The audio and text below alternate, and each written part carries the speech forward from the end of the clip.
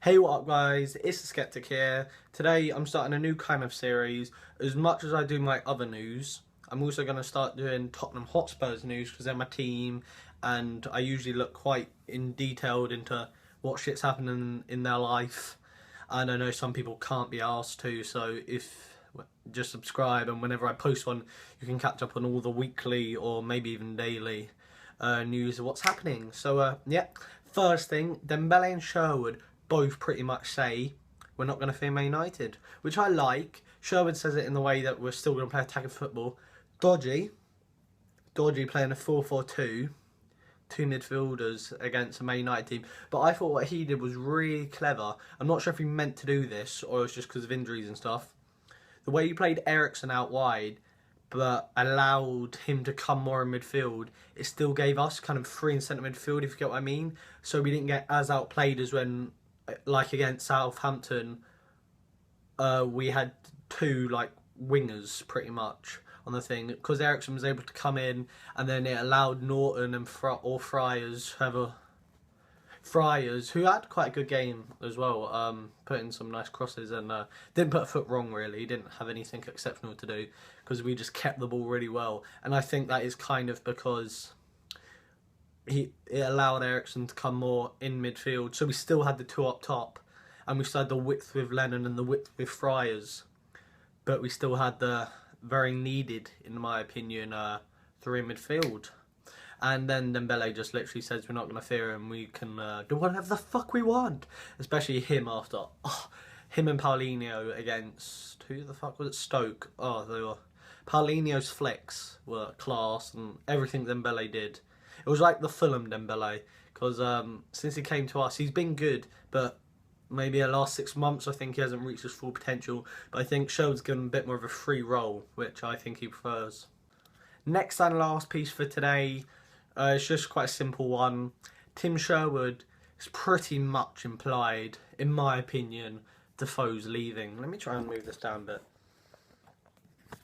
Yeah, that's better. That's pretty much implied that Defoe's leaving, I think. He says nothing's finalised, but he says he can do what's best for himself. I think he's not really going to change the team if we keep on winning. And I think Man United is our biggest test. Well, our biggest test under Tim Sherwood, obviously. But I think if we can win that, like a 3-1 or a 2-0, like a good result, especially at Old Trafford. Even if we win at Old Trafford, even though it's not the fortress, No, don't go on it. Sorry, a message came up on my phone. Even though it's not the fortress that it used to be, they're a they're a top team, and to play at their place is still hard. Like, if we beat them like 3-0 last year, fuck me, we best team in the fucking world. Well, we're not, obviously. But I'm saying this is our real test. Okay? And I've kind of completely sidetracked from the original news story, which I'm going to get back onto now. So, Jermaine Defoe, I think he's going to leave to Toronto FC, I believe it is. Drake, call me. Drake rang him up. That's why I was doing the little phone thing. And kind of persuaded him. And apparently, I only read this one place, so it's probably fucking lies. But apparently...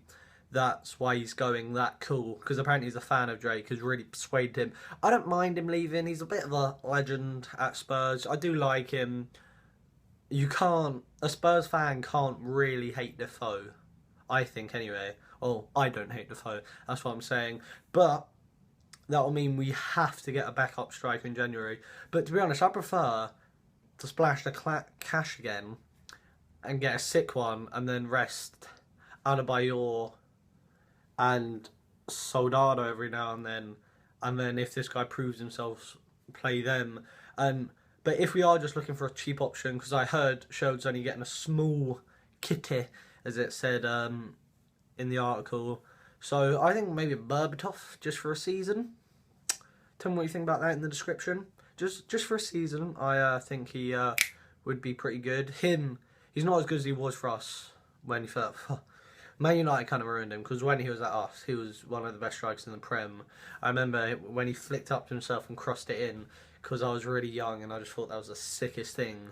Fucking phenomenal is what I thought it was. It was so cool. But anyway, guys, I think I've covered everything that's been leaked today, or not leaked, just news today.